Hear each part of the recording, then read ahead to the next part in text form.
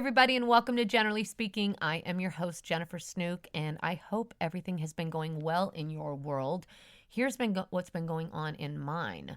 So, gosh, where do we start? Well, I told you guys that I'd put my dog down last week, and so now, obviously, the next question is, when are we going to get another dog, right? Because honestly, I have not been without a dog, without being a dog owner since 1994.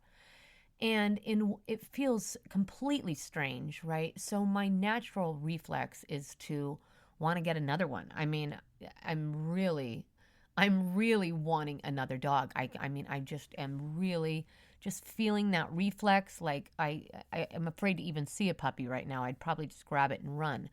But also, I'm really kind of trying to not just give into that instinct to, you know what I mean, just make myself wait a little bit, to practice a little patience, just because I think it aids in growth. I mean, not giving in to your every whim and desire really it's progress. It really is. And so a dog will come when the dog is right. And truthfully, that could be tomorrow, but that could also be next week or next month or maybe in 3 months. And if I didn't have a dog 3 months from now, I would absolutely be shocked.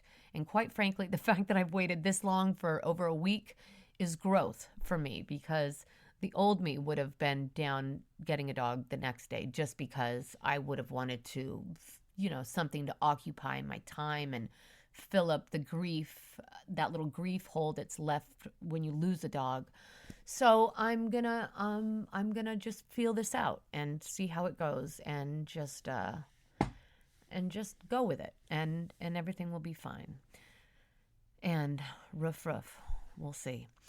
Anyway, let's see what else happened. This week, my daughter and I went to see Dancing with the Stars, Whitney Houston night, which, if anyone knows anything about me, it's that I am truthfully the ultimate Whitney Houston fan. She is everything and more.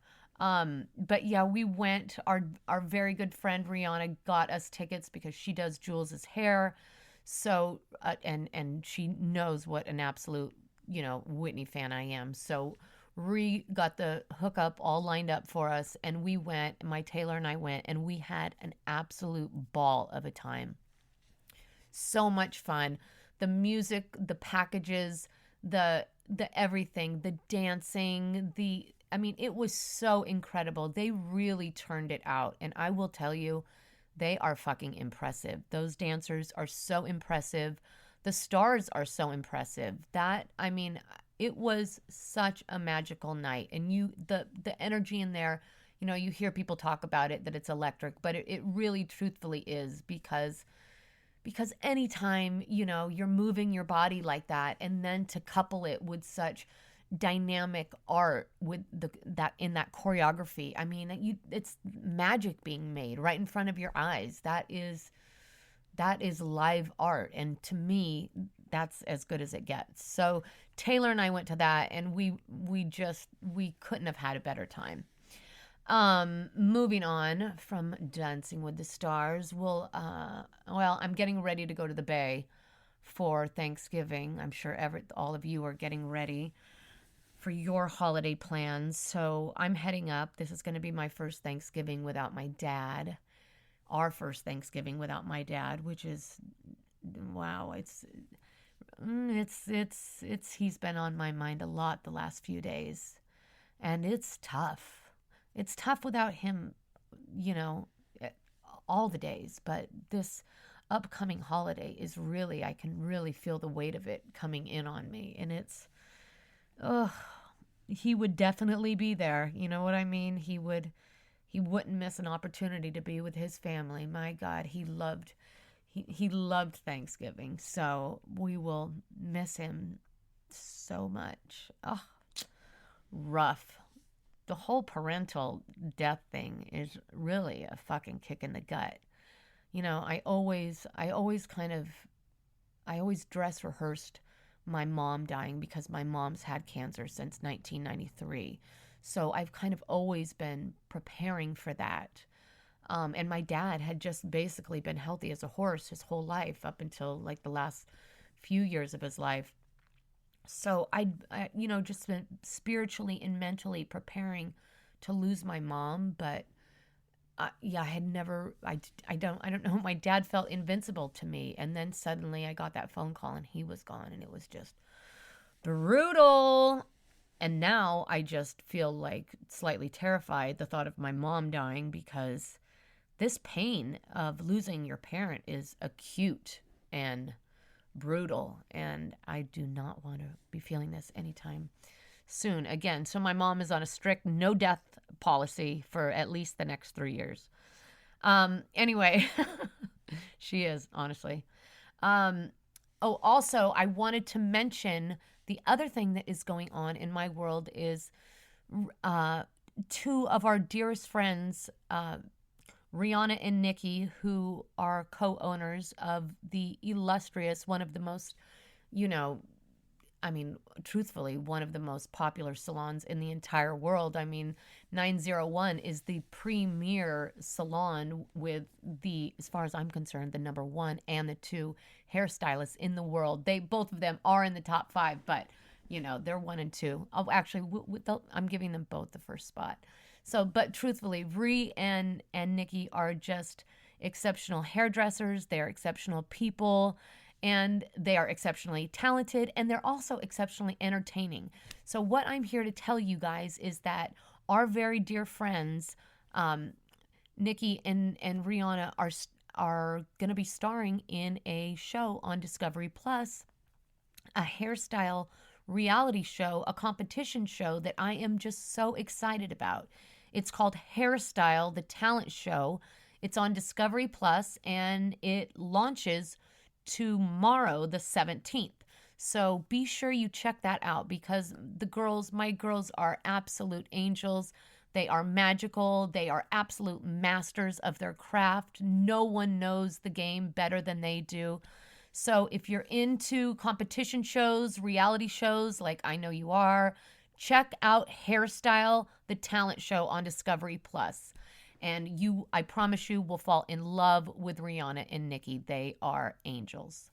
Well, that's what's happening in my world, and now it is time for our reality check. We're starting out in Salt Lake City, where Heather Gay read to us a page from the Book of Bad Mormon.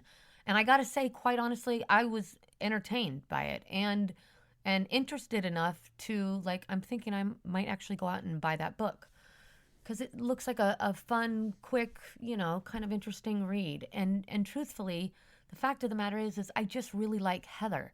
I really like her. I think she is just getting so much more comfortable in this new version of herself, and that is making her even more likable. And I dig her. I don't know what it is, but I really do. I dig her. Then Lisa Barlow made her way over to Whitney's. I don't know why I always call her Lisa Barlow. She's just, I don't know. I have to say Lisa Barlow. I just can't say Lisa with her. But I'm going to try. So Lisa goes to Whitney's. I don't know if she knew that she was going there to get a tongue lashing, but that's exactly what happened. She shows up, and Whitney launches in. Well, first it's how exhausted she is, and then she launches in on how she can't believe how Lisa let her down and how she expected more from her because she understands her brand. You understand my brand. I don't understand how that has anything to do with her bad behavior, but or understanding her brand, whatever. So then Lisa Barlow, so Lisa Barlow starts to get defensive. Their voices, raise up just a little bit. They weren't yelling at each other. But then Lisa dropped a couple F-bombs, and suddenly now she's getting a lesson from Whitney about how to speak in front of her house, in her house, because Justin's gone and I'm here with the children, and you're going to frighten them and make them think that we're arguing, and please don't talk like that in my home. Do you understand? The do you understand of it all was just so fucking condescending. And then Meredith and Seth sat down to do a bit of their podcast, and they started diving into their past and talking about the fact that they had to have a post-nup, and that was kind of interesting because Meredith thought that he was going to leave her at one point, and they start really getting into it, and then Seth starts getting super emotional because he starts diving into the fact that he said that, you know, at that time he thought that that men were just supposed to show up financially, and that's all that really mattered, and that he's basically was acknowledging the fact that he used to be just nothing but a disconnected dick, which I thought was pretty big of him. And he sat there with tears rolling down his face, holding Meredith's hand, and it all felt very real, which is a trip coming from the two of them. But I really have always kind of liked him. I've always kind of thought he was a cool dude. Meredith is the strange one. Let's see what happened. Oh, there was Lisa saying the ocular. I mean, this is a really petty little nugget, but Lisa Barlow, I'm going to call her that all the time now. Lisa Barlow, she was explaining to someone, I can't remember who it was. I think she was talking about Angie. I think she was basically trying to say how what they were saying wasn't matching what they were doing. That was the intention of what she was trying to say. She was trying to say the optics don't match what they're saying, you know, which we understand, but that's not what she said. She said, it doesn't match the ocular, which we all know has nothing to do with sight or vision at all. Ocular. Ears. Lisa Barlow. Got that? Ears. But, okay, let's get down to the real star of this episode. The real star of this episode. And no, I don't mean Mary. I mean Mary's house. Now, I'm telling you something. This was, to me, as good as it gets. I mean, because we have seen little glimpses of that house before, you guys. But we got it in all of its glory, and it did not disappoint in any way, shape, or form. And quite frankly, neither did she. Neither did Mary, because that chick is just a bona fide, certified loon. I mean, and to be honest, I'm not trying to be mean, but I think part of the problem is that she's just dumb as a box of rocks. And I'm not saying that to be derogatory. I mean it as an actual balls to the wall fact.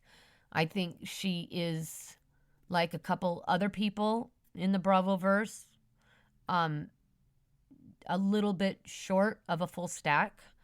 And we're just going to keep it real general like that. I don't think that the elevator reaches the top floor.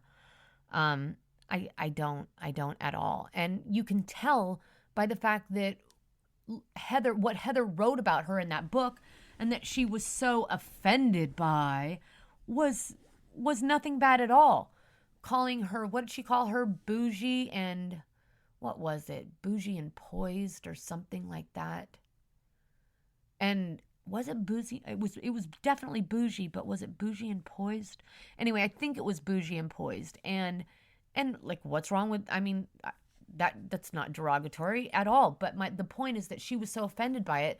And I think she was so offended by it because she just genuinely did not understand the definition and just assumed that it was something really bad, which I think by all accounts, if Mary had it spelled out for her, she would attest to the fact that she is bougie and poised in her own bizarre, very bizarre way. So anyway, yeah, but the house. Can we talk about the house? Can we talk about the green carpet and the thrones? And can we talk about that sofa table with that, I don't know what, that brass or bronze or lotus flower coming out of it, for the love of God? And then the kitchen with those painted old cabinets. Apparently she calls them Tiffany blue. She says that paint color is Tiffany blue, but it looked more like Tiffany puke to me. The whole thing. And then what about when she sat down with Heather? What the fuck were those? What were those multicolored thrones? I mean, what in the hell? That house is the epitome of her. It is her in a house, 100%. I mean, it's just like her. It's disjointed. It's awkward. It's obnoxious. I mean, it's almost insulting to your personal senses. except you can't be insulted because on some level you're strangely entertained by it. I'm telling you, that woman is wild. She is wild. She really is. Mary Cosby is genuinely unlike any other human I have ever taken in. I don't think I've ever met anyone that that out there in real life. I've yet to meet that person.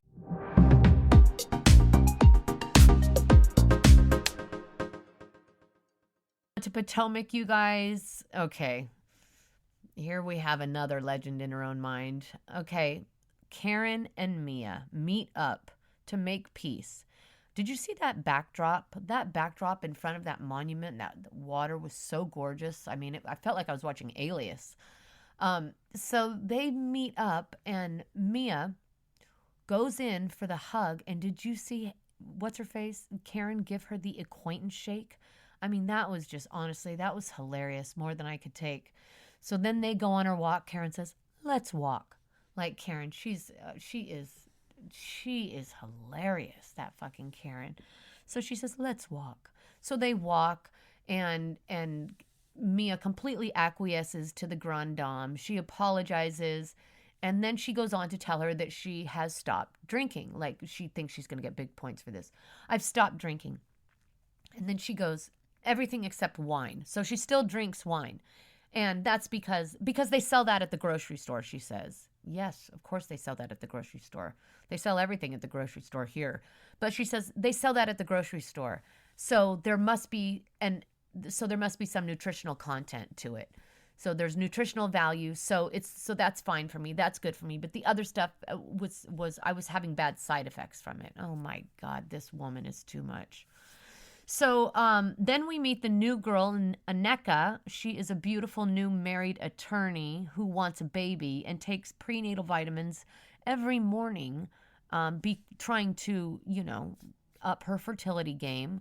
But she takes said prenatal vitamins with bubbles, with champagne every morning. So because she says that she starts her day with bubbles and she ends her day with bubbles. Now that's great, but I'm just not sure how well that, bodes into the whole fertility thing. I feel like that might be working against her, the bubbles. And then Wendy is starting yet another project because, hello, do you not know she is a multi-hyphenate? Thank you very much. This time it's a talk show, but with wine. So we'll see. Hopefully this endeavor of hers will go a little bit farther, have a little more meat to it, a little more teeth to it than the other ones have had. The ladies then went to a Pilates class, and it was there that we met Ashley's new twins, Demi and Diamond, which I thought, looked great as far as fake boobs go. And then Karen confides in the ladies about something very serious. Karen, you guys, has been going through a health crisis, if you hadn't heard. And so she explains that to the women, and she says, that my mother, and she talks about her mother's issues, and she says, and because of that, her mother had cardiac issues. I think that's what they were. Anyway, her mother had issues, and so does Karen. And Karen has gone now, because of her mother's issues, Karen has gone and received a battery of tests, and she has results. And everyone is waiting on pins and needles, right? And then that crazy person says, I have 5% blockage in my carotid artery. 5% blockage, you guys. You'd think that you'd think with the tee up that she gave that they found metastasized cancer all over her body. And thank God they didn't, but I mean, I'm just saying that the lead up was commensurate to something like that. Not 5% calcium in my carotid artery. I mean, how old is that woman? I'm surprised that's all she has. I mean, that's basically a clean bill of health when you're that age. So that was Potomac this week. Well, I mean, that, and I mean, is it even worth mentioning the Robin and Juan? Just more Robin and Juan, more Robin and Juan. I just think that Robin is just at the point, you guys, where she didn't remarry Juan for sex. She didn't. She's past that. I think she knows that. Now she's just like, I'm okay. Just stop rubbing my fucking nose in it. And I really think that if the ladies aren't careful, that they could ruin that friendship. So anyway, that's Potomac, and moving on to Winter House. Winter House, where if you didn't know Corey's true colors, now you do, because everybody has been wondering since Corey got to the house if he has a girlfriend, what the story is with Sam, and now we know, because the new girl, Casey, started talking shit about Sam, and that pissed Corey off, and Corey decided to bring it up at the dinner table and address the issue. Now, truth be told, I'm not sure if Corey would have done that if there weren't cameras there. Maybe he was just covering his ass, right? Because he knows that Sam is going to see this, and if she doesn't see that he's reacting and standing up for her, then he's going to get in trouble over here. So I don't know how noble this really was, or if he was just covering his own ass, but at least it's clear to the other ladies where him and Sam actually stand. Katie Flood, that gorgeous Katie Flood, who I just absolutely adore. I mean, what a peach she is. I just love her. Anyway, she is falling hard for Schwartz, who isn't trying to put a spell on anyone, quite frankly. He's just being his old Schwartzy self, preoccupied with what's going on in his other world back here in LA. But yeah, no, Katie is falling for him, and in that preview we see a heavy duty makeout. Amanda finally showed up, begrudgingly. I don't know what it is. I just really feel like Amanda does not want to be there. I know there's all this talk that she's been sick or whatever, but I feel like, I don't know. It doesn't seem like there's trouble in paradise. I feel like maybe, I don't know, they could be dealing with maybe fertility issues or just some other stuff, but I feel like they're going through something right now, or Amanda is at least. But I love Amanda, and I'm happy she's there, because even on Amanda's bad days, she's still a doll. Brian hosts a Bollywood theme night. And that little Brian is just so eager and ready to grow up. He is wife hunting, hardcore, just wife hunting. So he has a Bollywood theme night. He brings in all the traditional Italian. Did you guys fucking hear that? Italian. All the traditional Indian garb, the gowns for the women and the tunics for the men. And everybody looks so gorgeous. And he made food. He did it all himself, except for the fact that he did call his mom probably at least 15 times. But that's okay. I get it. He's probably not used to cooking for that many people. It's usually just him and whatever wife he's trying to get his claws into, or potential wife. And then we have, oh my gosh, and then we have Danielle. And yeah, I'm telling you guys, Danielle is so much for me to take. I cannot take her. And this whole thing, what the fuck? Why did that guy sleep with her the first night? I mean, it was such a huge mistake. She is so desperate and so needy, but she plays the part, the worst kind. She plays the part that I'm not desperate and needy, but she's the most desperate and the most needy. And she sleeps with that guy first night out of the gate and thinking that, oh, it's not going to be any big deal. Oh, it's just fun. I'm just in the winter house and ba-da-da. It's just going to be casual. There's nothing casual. She doesn't do anything casually. She does not do anything casually. And I'm telling you, at this point, she is already naming their curly-haired kids. Like, I do not understand why he slept with her. I really do not. Or the problem was, he could have slept with her. He could have slept with her, like, that night. But then he should not have stayed there and spent the night. He needed to leave. Or he needed to, like... The problem is, they slept together, or they fucked, and then they slept together, and then they did it again when they woke up. And, I mean, that's basically a relationship in her world. I mean, they're like 2 steps away from being engaged in Danielle's mind. That's the way she works. You can just see it. She's got like little squirrels in her head, like, brrr. She's going crazy. And bringing it up to anyone who will listen. And do you see her looking behind the doors? Is he there? Is he there? And when he's talking to other chicks, she's fucking crawling up the walls. But I'm cool. This is cool. I'm casual. I'm okay. No, she's not. She's on fire inside already. So bugged about it. So anyway, I just think that he could have got away with sleeping with her that night and then like giving her a high five and saying, that was fun. See you next time, or like whatever. But he made a mistake of he cuddled with her, fucked it all up. So, okay, let's move on to Beverly Hills. The show starts where the last episode ended during Sutton's latest meltdown, I should say. Oh my God, that woman is such a wreck. And then, so it's the next morning after the Magic Mike debacle, and Garcelle goes into the fact that she still doesn't trust the other ladies with her to talk. She doesn't trust talking about her kids with the other ladies. And the other ladies are offended by this, right? And Dorit says, really, Garcelle, how much longer is this going to take? It's been a year already.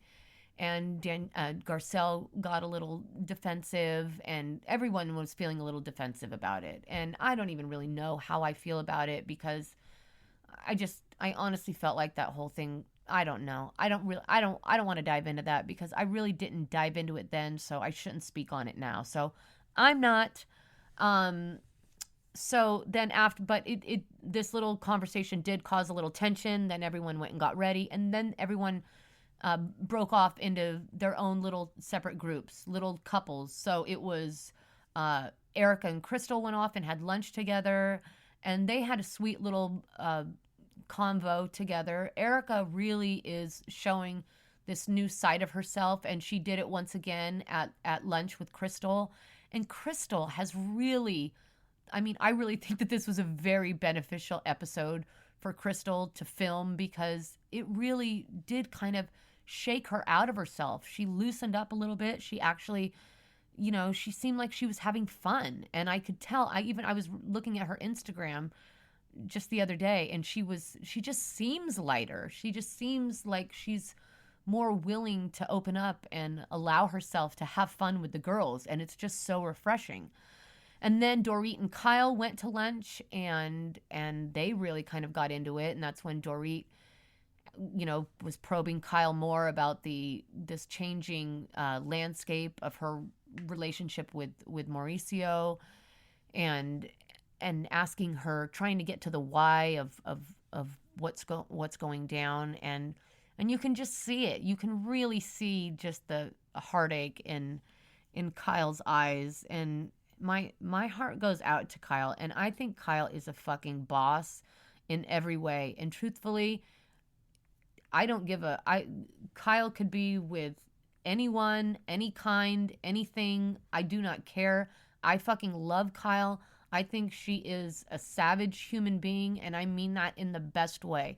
I think she is rooted in the right stuff, and I think she's only getting more rooted in the right stuff. And whether she's drinking or whether she's not drinking, I'm grateful that she's been on this journey. And sometimes cutting things out of your life allows you to find a new side of yourself and a new strength within yourself. It doesn't matter what you're cutting out. Because if you cut something out that used to be a crutch, no matter what it is, a relationship, a habit, no matter what it is, then you have to grow another part of yourself up a level to grow into that. And that's exactly what Kyle's done. Kyle has just really been growing, and it is so gorgeous to watch. And you can just see she doesn't care about placating other people. She's just really tethered to her truth, and not in a way that is like, fuck you. It's just, this is who I am. Take me or leave me. It's not fuck you. Kyle doesn't have an axe to grind with people. She's just not accommodating people for the sake of keeping them comfortable. She's just doing Kyle, and I think it's fucking great. And then there was Garcelle and Sutton, who, that was interesting because they went on a gondola ride, and Garcelle was trying to talk to Sutton about the night before, and trying to talk about, the way she felt about the conversation that happened earlier with the girls and her kids. But they couldn't get a word in edgewise because their Oh, sole mio. That, the gondola guy started singing. So anyway, that was that. So much for that. And truthfully, at that point, I really didn't care to hear what Sutton had to say anyway. Then the girls went to Gillies. They went to Gillies. And they had a good fucking time. And I have to tell you, Garcelle was hilarious because she was funnier than she's ever been. Garcelle needs to hang out in Gillies more often because she was fucking funny. God, she was cracking me up. So they all go, they ride the bull. Well, Kyle rides the bull like a boss. Kyle rode the bull like a boss, actually. And then Sutton, in an effort to redeem herself and show the girls that she knows how to have a good time, she decided to get on the bull. Except, did she really? Because, it shouldn't have counted. It really shouldn't have counted. It was basically just a photo op. It was like maybe he turned it on to like 2. If it goes to 10, he maybe turned it on to 2, and before he could get to 3, she threw her hand up and said, I'm done. Then the ladies say goodbye to Las Vegas, and they head back to Beverly Hills. And once we get there, Garcelle and Erica went to lunch, and it was super sweet. And I feel like those two are really forming a friendship, and they are really kind of, well, once again, this new, very open version of Erica is just so, honestly, like, enchanting. I've always loved Erica. I've always been a huge Erica fan, always, from the get. I've always felt like I could relate to her, like I get her journey. And watching her grow into this next version of herself has been an absolute joy, and I have loved every second of it. And it was on full display on this lunch with Garcelle, and even Garcelle's like, who's this angel sitting across from me? And really, it's bringing out a softer, nicer Garcelle too. So I loved the lunch. Great lunch, girls. And then Kyle, you guys went to Sutton's to address the huge elephant in the atmosphere. And they sit down, and, the new I pull no punches Kyle let her have it. I mean, she really did. She called it like it is. And then Sutton did what she does and got defensive, because that's all Sutton ever does, is just get defensive and come up with a million reasons and blame a bunch of people and then start talking about money. That's usually what she does. And then she did it again. So Kyle's trying to talk to her about how, she hijacked the night and she made it all about herself and how she probably owed Erica an apology. She just could not stand the thought of owing Erica an apology. And then so she started doing this Erica impression of Erica at the elevator when her friends were there, and she's doing this Erica impression, except she was sounding far less Erica and more like Disney villain princess. Or actually, a villain's not a princess, but you know what I'm saying. It was a Disney fucking villain. She, making Erica out to just be some absolute witch, which clearly she wasn't. But I'll tell you who was what. Sutton, when Kyle was over there, was clearly sauced, clearly very sauced up. And that is a lot of Sutton's problem. Sutton is lonely as fuck and marinating her sorrows in fucking vodka and what does she drink? Cranberry juice, ocean spray, right? I mean, enough. What she needs to do is stop talking shit about Kyle, and she needs to get on Kyle's training regimen, because truthfully, Kyle has never looked better.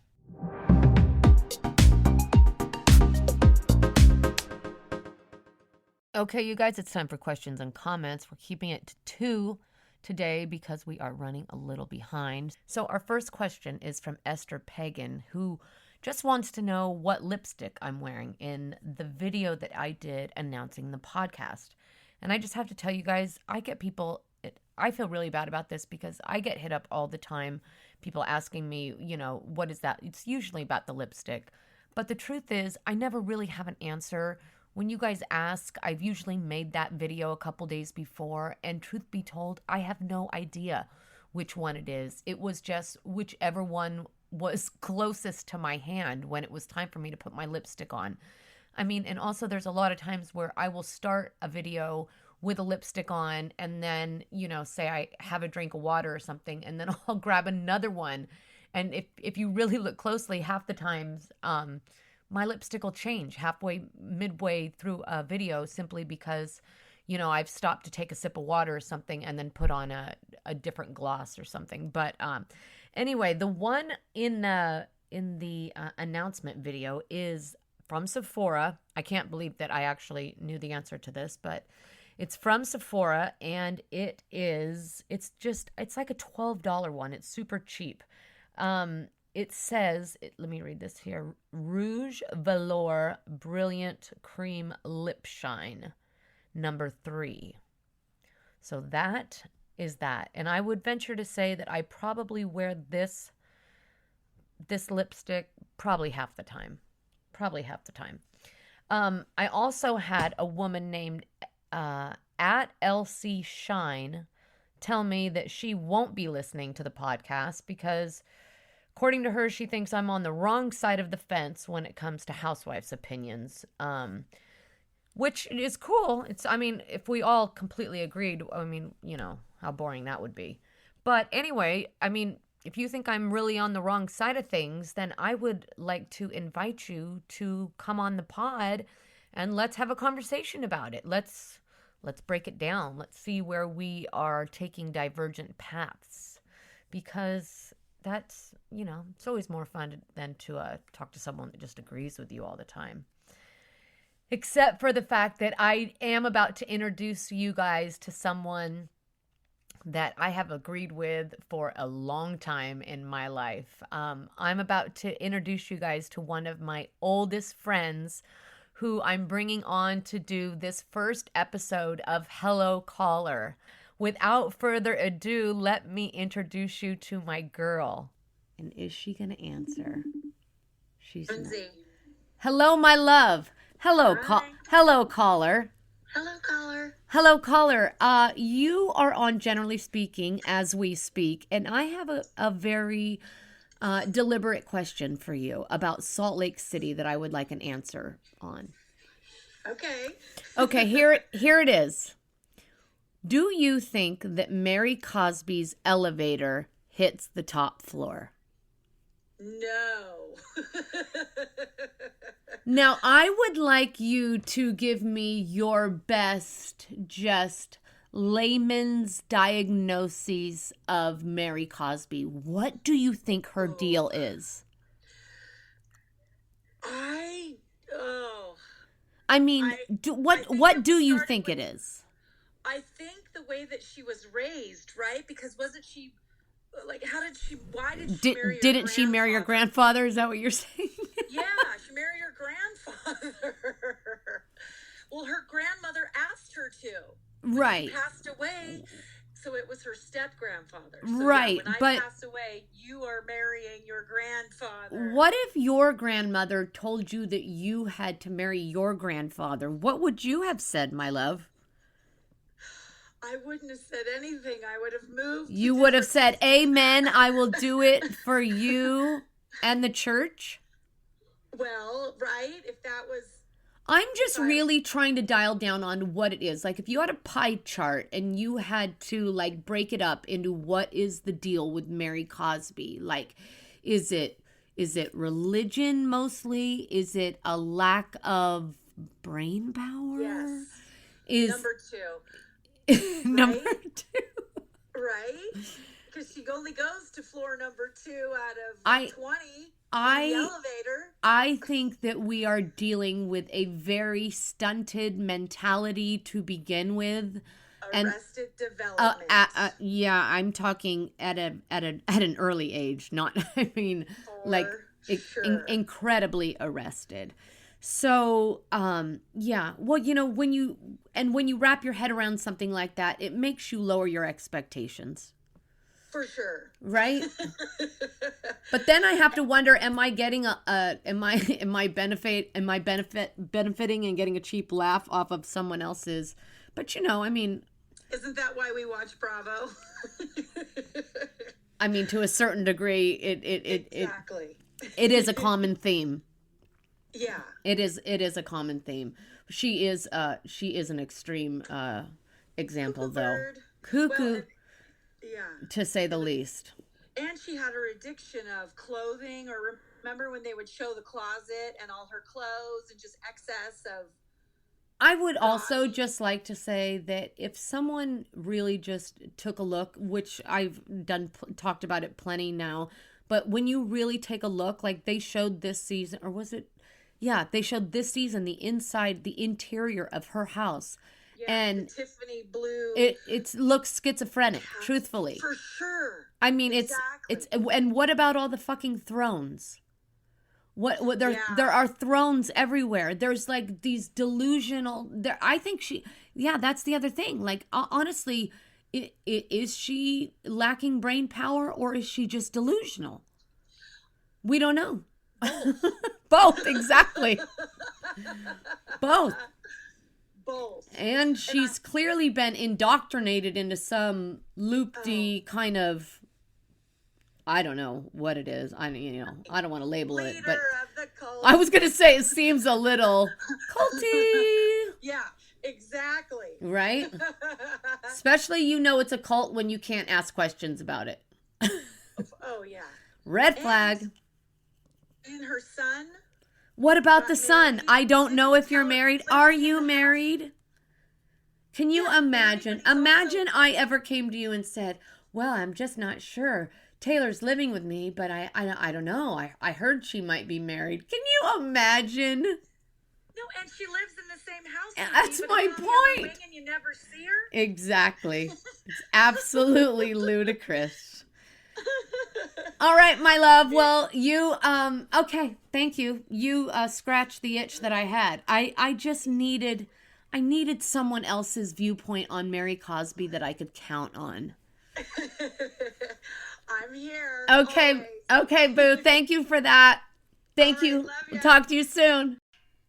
Well, that about wraps up this episode of Generally Speaking. I really appreciate you guys being here. I really love sharing this time with you. But before we go, I want to share a centering thought with you. And that centering thought is this. Focus more on your blessings and less on the bullshit.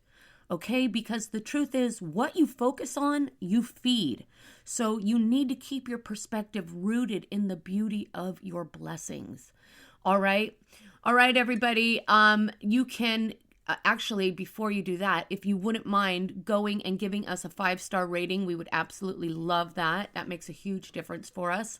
And you can follow me on TikTok at This Is Generally Speaking, and you can follow me on Instagram at The Jennifer Snook.